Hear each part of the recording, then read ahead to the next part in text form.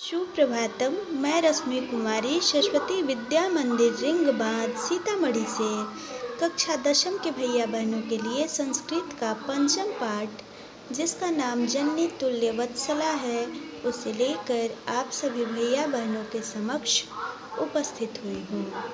इस पाठ का पिछला अंश हम लोग पिछले वीडियो में पढ़ चुके हैं। अब आगे देखते हैं। अगला वाक्य है तथापि दुर्बलेषु ते मातु अभ्यधिका कृपा सहजैवैति। तथापि दुर्बलेषु ते मातु अभ्यधिका कृपा सहजैवैति। शूर्वी वचनं श्रुत्वा भृशं विस्मितस्य अखण्डलस्य अपि हृदयम् अद्रवत्। शूर्वी वचनं श्रुत्वा भृशं विस्मितस्य अखण्डलस्य अपि हृदयम् अद्रवत्। अब हम लोग इसके अर्थ को जानते हैं। इस वाक्य का अर्थ है, वैसे भी कमज़ोर पुत्र में माता का अत्यधिक प्रेम होना स्वाभाविक ही है। वैसे भी कमज़ोर पुत्र में माता का अत्यधिक प्रेम होना स्वाभाविक ही है। शूरवी के इस वचन को सुनकर बहुत हैरान देवराज इंद्र का भी हृदय पिघल गया। उनका भी हृदय, देवराज इंद्र का भी हृदय द्रवित हो गया, यानी करुणा से भर गया। अब हम लोग इसके शब्दार्थ और व्याकरण को जानेंगे। शब्दार्थ है तथापि अर्थात वैसे भी, सहजैव आसानी से ही या स्वाभाविक रूप से, अभ्यधिका यानी अधिक, दृश्यम बहुत अधिक, आखंडलस्य इंद्र का, हृदय अद्रवत हृदय करुणा से भर गया या हृदय पिघल गया।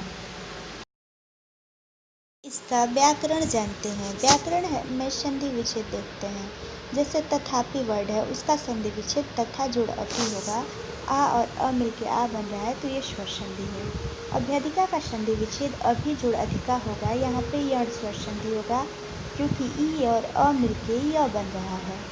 सहजैव का संधि विच्छेद सहज जोड़ एव होगा, ये भी स्वर संधि है। विस्मितस्य अखण्डलस्यापि का संधि विच्छेद विस्मितस्य जोड़ अखण्डलस्य जोड़ अपि होगा। हृदयम अद्रवत का संधि विच्छेद हृदयम जोड़ अद्रवत होगा। अब हम लोग इसका प्रकृति प्रत्यय विभाजन देखते हैं। श्रुत्वा वर्ड है, श्रु धातु होगा और कत्वा प्रत्यय होगा जिसका मतलब सुनकर होगा। अब अव्यय पद देखते हैं। अव्यय पद का अर्थ होता है कि जो पद किसी भी काल पुरुष वचन में बदलते नहीं हैं उनको अव्यय पद कहते हैं। यहाँ पे 4 वर्ड है। जैसे तथा है, तथा यानी वैश्य होता है, अपि यानी भी होता है, भृशम मतलब बहुत होता है और इति यानी ऐसा होता है। ये चारों व्याकरण की दृष्टि से अव्यय हैं जो कभी भी किसी भी काल पुरुष वचन में बदलते नहीं हैं। अब हम लोग अगला वाक्य देखते हैं। अगला वाक्य है स च तामेव अशान्त्वयत् गच्छ वत्से सर्वं भद्रं जायेत्। स च तामेव अशान्त्वयत् गच्छ वत्से सर्वं भद्रं जायेत्। अचिरादेव चण्डवातेन मेघरवस्य सह प्रवर्षः समजायत्। पश्यतः एव सर्वत्र जलो उपप्लवः संजातः। फिर से देखते हैं। स च तामेव अशान्त्वयत् गच्छ वत्से सर्वं भद्रं जायेत्। अचिरादेव चण्डवातेन मेघरवस्य सह प्रवर्षः समजायत्। पश्यतः एव सर्वत्र जलो उपप्लवः संजातः। अब हम लोग इसका अर्थ जानते हैं। अर्थ है और उन्होंने इस तरह संतावना दी, यानी इंद्र ने शूरवी को इस तरह संतावना दिया कि समझाया कि हे पुत्री जाओ, सब प्रकार से कल्याण हो, तुम्हारा सब प्रकार से कल्याण होगा यानी भलाई होगी। शीघ्र ही तेज हवाओं और बादलों के गर्जन के साथ वर्षा होने लगी। शीघ्र ही हवाओं की गति तेज हो गई और बादल भी गरजने लगे तथा वर्षा भी शुरू हो गई। देखते ही देखते सब जगह जल ही जल भर गया। अब हम लोग इसका शब्दार्थ जानते हैं। शब्दार्थ है भद्रम यानी अच्छा या कल्याण, शुभ भी कह सकते हैं। जायेत यानी होवे या होगा। अचिरात शीघ्र यानी जल्दी। चंडवातेन तेज हवा से। मेघरवैश्य और बादलों के गर्जन से, बादलों के गरजने से। प्रवर्षः यानी वर्षा। समजायत हुई या होने लगी। जलोपप्लवः यानी जल भराव या बाढ़, यानी पानी ही पानी भर जाने को, पूरा पानी भर गया उसी को जल उपप्लव कहते हैं। अब हम लोग इसमें का संधि विच्छेद देखते हैं। जैसे जल उपप्लव वर्ड है, उसका संधि विच्छेद जल जोड़ उपप्लव होगा। अगला है अचिरा देव। अचिरा देव का संधि विच्छेद अचिरात जोड़ एव होगा।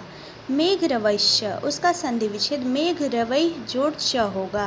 अगला है समजायत। समजायत का संधि विच्छेद सम जोड़ अजायत होगा। जल उपप्लव जो वर्ड है उसमें स्वर संधि है, क्योंकि अ और उ मिलके ओ बन रहा है, दोनों साइड स्वर है तो वो स्वर संधि है। अगला है अचिरात जोड़ एव, त में हलंत है उसके बाद स्वर आ रहा है तो ये व्यंजन संधि है। मेघ रवैश्य जो वर्ड है वो विसर्ग संधि है और विसर्ग का स बन रहा है, इसलिए विसर्ग का सत्वम संधि है। जायत जो वर्ड है उसका संधि विच्छेद सम जोड़ अजायत है, तो यहाँ पे म में हलंत है तो ये व्यंजन संधि है। अब हम लोग अगला वाक्य देखते हैं। अगला वाक्य है कृषक हर्ष तीरे केण कर्षणाभिमुख शन वृषभौ नीत्वा गृहम् अगात। कृषक हर्ष तीरे केण कर्षणाभिमुख शन वृषभौ नीत्वा गृहम् अगात। अपत्येषु च सर्वेषु जन्नी तुल्यवत्सला पुत्रे दिने तुषा माता कृपा आर्द्र हृदया भवेत्। अपत्येषु च सर्वेषु जन्नी तुल्यवत्सला पुत्रे दीने तुषा माता कृपा आर्द्र हृदया भवेत्। अब हम लोग इसके अर्थ और व्याकरण को समझेंगे। अर्थ है किसान अधिक प्रसन्नता से खेत जोतने से विमुख होकर, यानी खेत जोतना छोड़कर बैलों को लेकर घर आ गया। किसान अधिक प्रसन्नता से, अधिक खुशी से खेत जोतने से विमुख होकर, यानी खेत जोतना छोड़कर बैलों को लेकर घर आ गया। अगला जो श्लोक है उसका अर्थ है सभी संतानों में यानी पुत्रों में माता समान प्रेम भाव रखती है या रखने वाली होती है। कोई भी माँ अब अपने सभी पुत्रों से बराबर प्रेम करती है, परंतु पुत्र के दुर्बल यानी कमज़ोर होने पर या दुखी होने पर, अगर कोई पुत्र कष्ट में हो, दुखी हो, तो वही माता उस पुत्र के प्रति और भी अधिक उदार हृदय वाली हो जाती है। यानी वह जिस पुत्र को कष्ट में देखती है या कमज़ोर देखती है, उस पर उसकी कृपा यानी उस पर उसका प्रेम सबसे अधिक हो जाता है। यही इस श्लोक का भाव है। अब हम लोग इसके व्याकरण को देखेंगे। व्याकरण से पहले शब्दार्थ जानते हैं। शब्दार्थ है कृषक यानी किसान, हर्ष तीरे केण यानी अत्यधिक प्रसन्नता से, अधिक खुशी से, कर्षणाभिमुखा खेत जोतना छोड़कर या खेत जोतने से विमुख होकर, नीत्वा यानी लेकर, कृपा आर्द्र हृदया यानी उदार हृदय वाली, दयालु हृदय वाली या अत्यधिक प्रेम करने वाली। अब हम लोग इसका व्याकरण देखते हैं।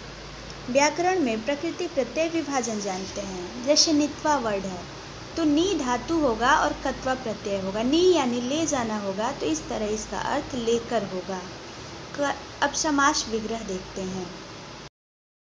कर्षणाभिमुख वर्ड है जिसका समास विग्रह होगा कर्षणात् अविमुखा, यानी जोतने से विमुख होकर, यानी जुताई छोड़कर। अलगाव के अर्थ में पंचमी विभक्ति होता है और अंतिम पद प्रधान भी है, तो इसलिए यह पंचमी तत्पुरुष है।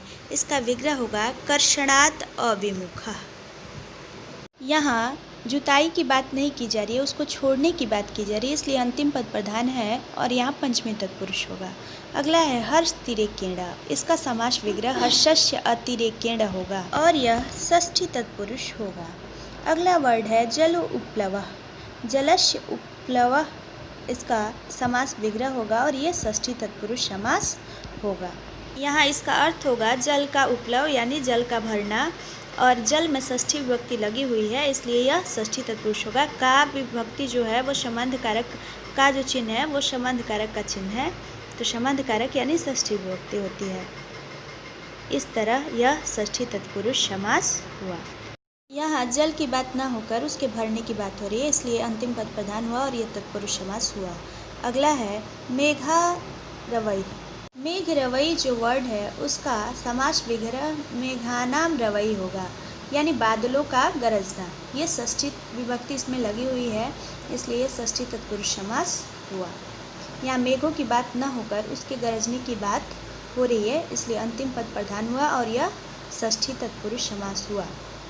ऐसे भी भैया बहन को बताया गया है कि अगर अर्थ से विग्रह इसका हम कर सकते हैं तो मेघ रवई का अर्थ होगा बादलों के गरजने से। तो के जो चिन्ह है वो षष्ठी विभक्ति का है और यहाँ मेघ की बात न होकर गरजने की बात की गई है, तो इसलिए यह तत्पुरुष समास हुआ। और के जो चिन्ह है वो संबंध कारक यानी षष्ठी विभक्ति का है, इसलिए षष्ठी तत्पुरुष समास हुआ। हम लोग आगे कुछ वर्ड हैं उनके भी समास विग्रह को जानते हैं। अगला वर्ड है आत्मवेदनाम। आत्मवेदनाम का समास विग्रह आत्मनः वेदनाम होगा और ये षष्ठी तत्पुरुष समास हुआ। आत्मनः वेदनाम यानी आत्मा की वेदना, आत्मा के दुख का यानी षष्ठी विभक्ति, यह षष्ठी तत्पुरुष समास हुआ। तुल्य वत्सला, तुल्यम वात्सल्यम यस्याः सा, ये स्त्रीलिंग वर्ड है और ये बहुव्रीहि समास है। दुर्बल सुते, दुर्बल यहाँ पे विशेषण है। शुद्ध पुत्र की विशेषता बता रहा है कि पुत्र कैसा है, दुर्बल है, कमजोर है।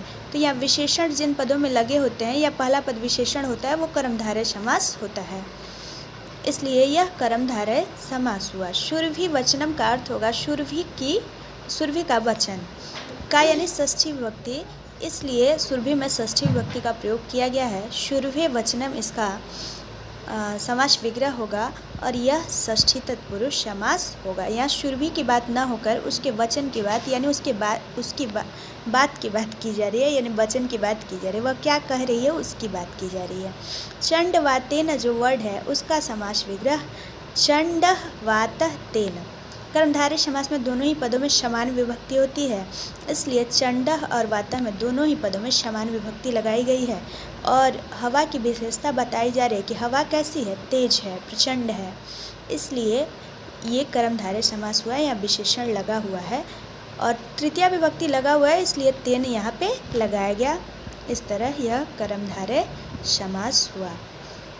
अब यह पाठ यहीं पे समाप्त होता है। सभी भैया बहन इसके प्रश्नोत्तर को भी बना लेंगे और इसको भी फेयर में अच्छे से कर लेंगे।